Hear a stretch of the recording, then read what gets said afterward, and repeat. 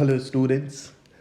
आज हम लोग केमिकल रिएक्शन एंड इक्वेशंस का फोर्थ पार्ट डिस्कस करेंगे और आज का टॉपिक है how to make an equation more informative. किस तरीके से एक बैलेंस्ड इक्वेशन को ज़्यादा इन्फॉर्मेटिव बनाया जा सकता है। तो कोई भी इक्वेशंस होती है तो उस इक्वेशन में बेसिकली हम लोगों के पास एक लिमिटेड अमाउंट ऑफ इंफॉर्मेशन होती है किसी भी केमिकल रिएक्शन के बारे में, लेकिन उस इक्वेशन को हम लोग ज़्यादा इंफॉर्मेटिव बना सकते हैं तीन तरीक़ों से। उस इक्वेशन में जो रिएक्टेंट और प्रोडक्ट्स है, उन रिएक्टेंट और प्रोडक्ट्स के हम लोग फिजिकल स्टेट को एक्सप्लेन कर सकते हैं बाय यूजिंग सम सिंबल्स। तो first is by indicating the physical state. हम लोग किसी भी इक्वेशन में रिएक्टेंट और प्रोडक्ट्स के फिजिकल स्टेट्स को इंडिकेट कर सकते हैं। Second, by indicating the heat changes taking place in the reaction. उस रिएक्शन में किस तरीके का हीट चेंज हो रहा है, आइदर हीट एब्जॉर्ब हो रहा है उस रिएक्शन में या हीट रिलीज हो रहा है, इन बातों को इंडिकेट कर सकते हैं एक केमिकल इक्वेशन की मदद से। Next, by indicating the conditions under which the reaction takes place. हम लोग किसी भी इक्वेशन में उन कंडीशंस के बारे में बता सकते हैं कि कितने एटमॉस्फेरिक प्रेशर में, किस टेम्परेचर में, under the presence of which catalyst वो रिएक्शन हुआ है। तो किसी भी केमिकल इक्वेशन के कंडीशंस को, किसी भी रिएक्शन के कंडीशंस को केमिकल इक्वेशन में प्रेजेंट किया जा सकता है। तो we are going to discuss all these 3 points in today's lecture. The first one is physical state को कैसे रिप्रेजेंट करेंगे। तो रिएक्टेंट और प्रोडक्ट्स के जो फिजिकल स्टेट्स होते हैं, तो 4 फिजिकल स्टेट होते हैं। First one is solid, second is liquid, third is aqueous solution and fourth is gas. Solid state को इंडिकेट करने के लिए हम लोग सिंबल S का यूज़ करते हैं, लिक्विड स्टेट के लिए सिंबल L का यूज़ करते हैं, एक्वस सॉल्यूशन के लिए AQ एंड गैसियस स्टेट के लिए G का यूज़ करते हैं। तो इन चारों स्टेट के लिए इन 4 सिंबल्स का यूज़ किया जाता है। ये जो फिजिकल स्टेट होते हैं किसी भी रिएक्टेंट और प्रोडक्ट्स का, इनको रिप्रेजेंट करने के लिए बस इन सिंबल्स को हम लोग जो रिएक्टेंट और प्रोडक्ट्स हैं उनके फॉर्मूलाज के साथ लिख देंगे एक केमिकल इक्वेशन में। फॉर एग्जांपल, अगर हम लोग बात करते हैं जिंक मेटल का डाइल्यूट सल्फ्यूरिक एसिड के साथ रिएक्शन जब होता है तो उस दौरान जिंक सल्फेट सॉल्यूशन फॉर्म होता है और हाइड्रोजन गैस।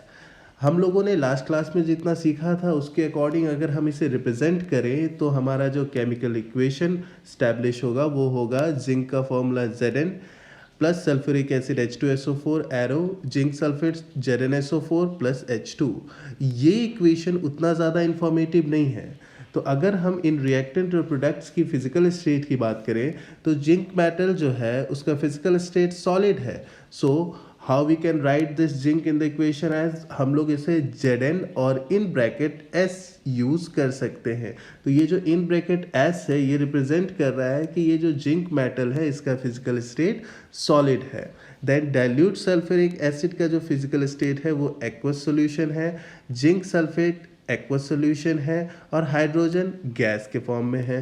तो इसीलिए एक्वस सॉल्यूशन होने की वजह से H2SO4 और ZnSO4 के साथ हम लोग इन ब्रैकेट EQ लिखेंगे और हाइड्रोजन के साथ इन ब्रैकेट G लिखेंगे।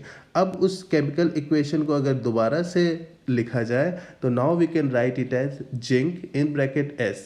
तो ये रिप्रेजेंट कर रहा है कि जिंक का फॉर्म सॉलिड है, then H2SO4 in bracket AQ aqueous solution of sulphuric acid. इन दोनों के बीच जब रिएक्शन हुआ तो क्या फॉर्मेशन हुआ, AQ का मतलब aqueous solution of zinc sulphate plus hydrogen gas का, ये दोनों एज ए प्रोडक्ट फॉर्म हुए। तो देखा कि किस तरीके से हम लोग अगर फिजिकल फॉर्म को इंडिकेट करते हैं रिएक्टेंट और प्रोडक्ट का तो किस तरीके से एक केमिकल इक्वेशन ज़्यादा इंफॉर्मेटिव हो जाता है। नेक्स्ट आगे चलते हैं।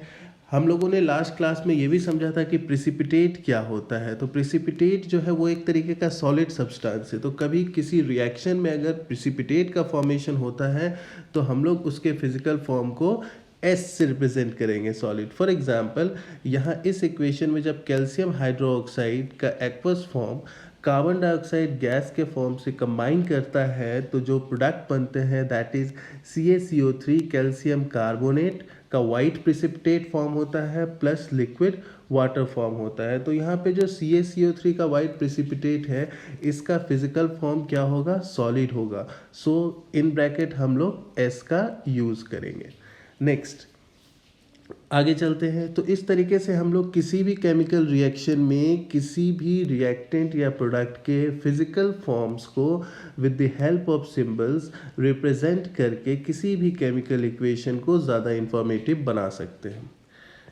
नेक्स्ट, किसी भी इक्वेशन में जो हीट चेंजेस होते हैं उन हीट चेंजेस को इंडिकेट किया जा सकता है किसी भी इक्वेशन में और उसे ज़्यादा इंफॉर्मेटिव बनाया जा सकता है। किसी भी इक्वेशन में जो टाइप ऑफ रिएक्शन का जो रिप्रेजेंटेशन है, तो रिएक्शन दो बेसिस पे होती है। हीट चेंजेस जो होते हैं रिएक्शन में वो दो बेसिस पे होती है, एक होता है एक्सोथर्मिक रिएक्शन, एक होता है एंडोथर्मिक रिएक्शन। हम लोग लास्ट क्लास में भी डिस्कस कर चुके हैं कि एक्सोथर्मिक ऐसा रिएक्शन जिसमें हीट रिलीज होता है, हीट इवॉल्व होता है, उसे बोलते हैं एक्सोथर्मिक रिएक्शन। और ऐसा रिएक्शन जिसमें हीट एब्जॉर्ब होता है उसे बोलते हैं एंडोथर्मिक। तो एक्सोथर्मिक रिएक्शन की अगर बात करें तो एक एग्जांपल लेते हैं, जब कार्बन को ऑक्सीजन के साथ कंबाइन किया जाता है, इट मीन्स जब कार्बन को ऑक्सीजन के प्रेजेंस में बर्न किया जाता है तो कार्बन डाइऑक्साइड फॉर्म होता है और साथ ही बहुत अमाउंट में हीट भी प्रोड्यूस होता है। कार्बन का एक फॉर्म जो हमें आसपास मिलता है दैट इज़ कोल। तो कोल के फॉर्म में जो कार्बन है जब आप उसे ऑक्सीजन के प्रेजेंस में जलाइएगा तो वहाँ पे बहुत अमाउंट में, अच्छी खासे अमाउंट में हीट प्रोड्यूस होता है। तो ये एक तरीके का केमिकल रिएक्शन हो रहा है। It means burning of coal is a chemical reaction और उस केमिकल रिएक्शन के दौरान हीट रिलीज हो रही है। तो ये एक एग्जाम्पल है एक्सोथर्मिक रिएक्शन का। तो अगर इस एग्जाम्पल को हम लोग इक्वेशन के फॉर्म में रिप्रेजेंट करें तो C carbon plus O2 oxygen, तो फॉर्मेशन होगा CO2 प्लस हीट। यहाँ पे जो हमारा हीट लिखना हुआ प्लस हीट, ये प्लस हीट लिखने से हमें ये इंफॉर्मेशन मिल रही है कि इस केमिकल रिएक्शन के दौरान हीट रिलीज हो रही है। प्लस हीट का मतलब हुआ हीट इवॉल्व होना।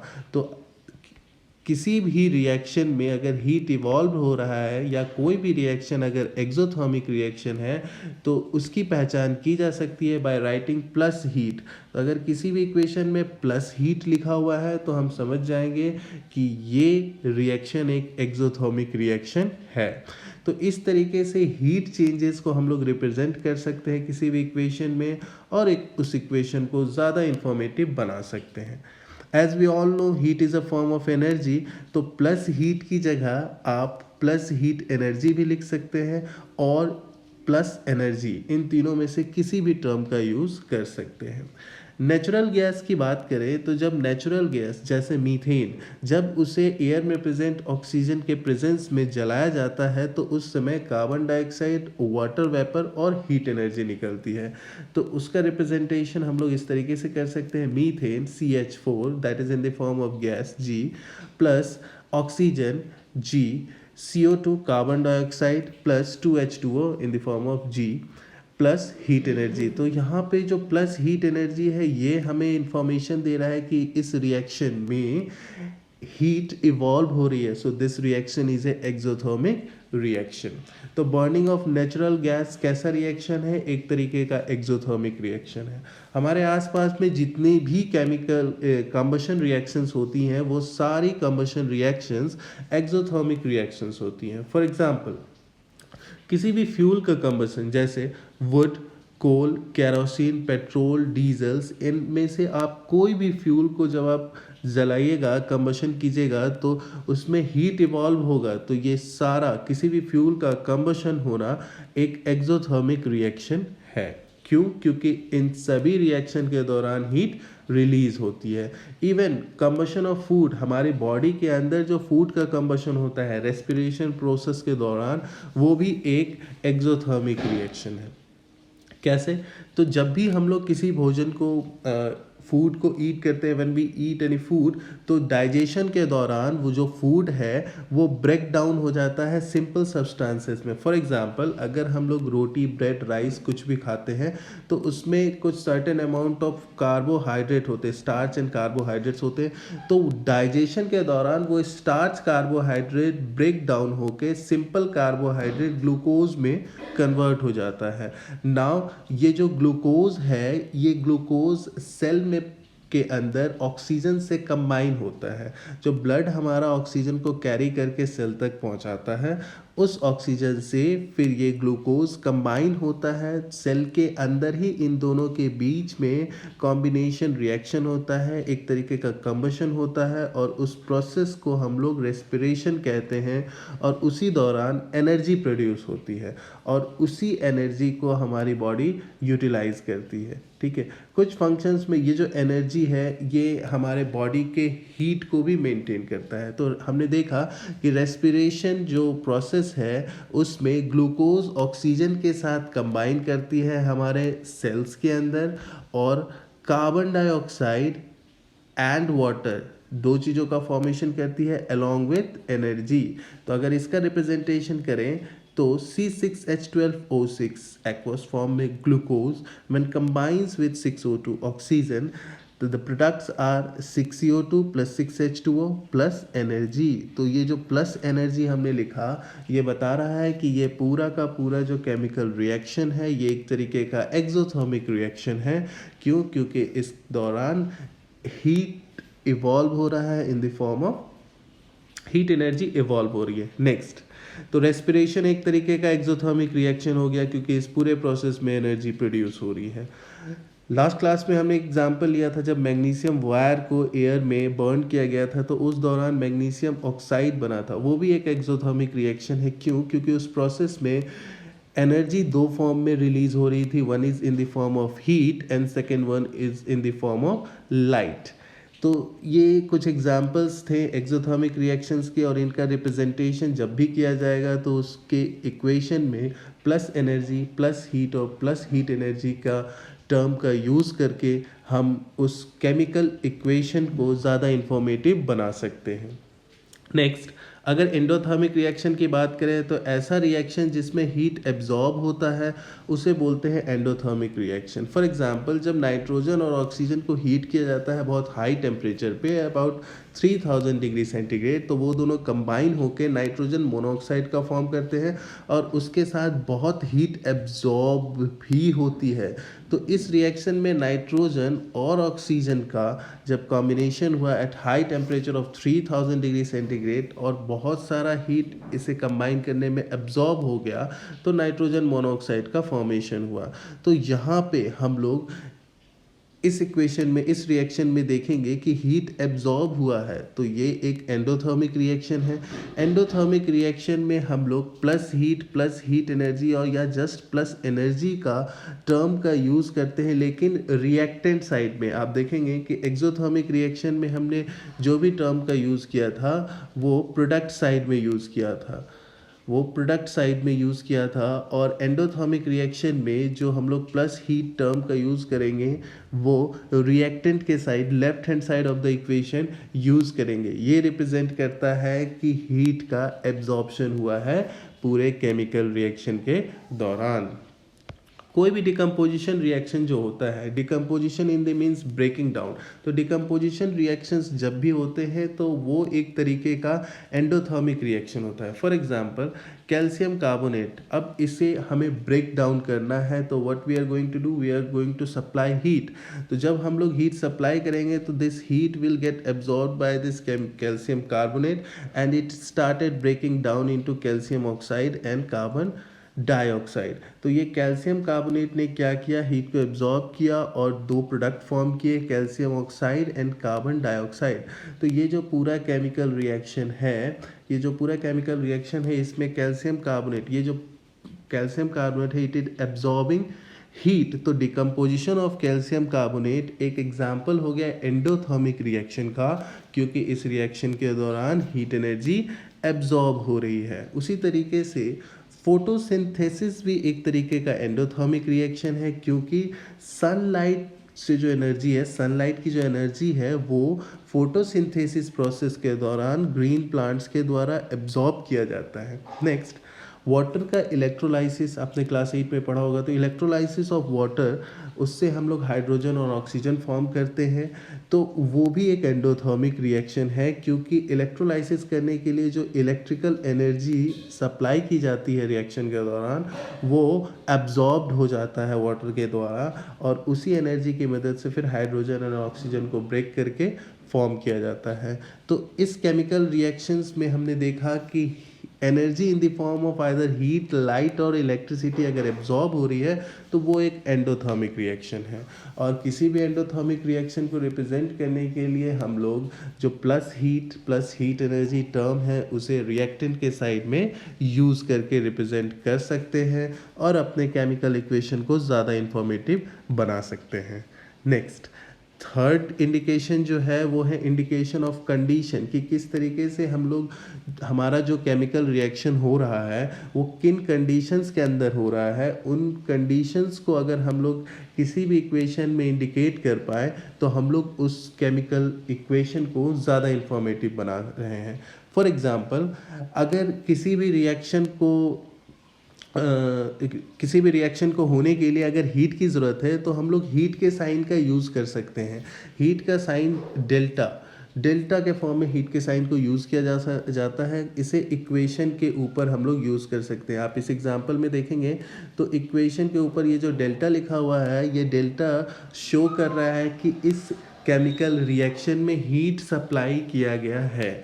अगर कोई भी केमिकल रिएक्शन किसी कैटलिस्ट के प्रेजेंस में किया जा रहा है तो हम लोग उस कैटलिस्ट के फॉर्मूला या सिंबल को उस इक्वेशन के एरो के नीचे लिख सकते हैं। फॉर एग्जांपल, यहाँ आप देखेंगे MnO2, तो MnO2 इज़ व्हाट, MnO2 जो है वो एक कैटलिस्ट है जो इस केमिकल रिएक्शन में इस्तेमाल की जा रही है। तो हम लोग उस कैटलिस्ट को रिप्रेजेंट करने के लिए उसके फॉर्मूला या सिंबल को एरो के नीचे लिखेंगे।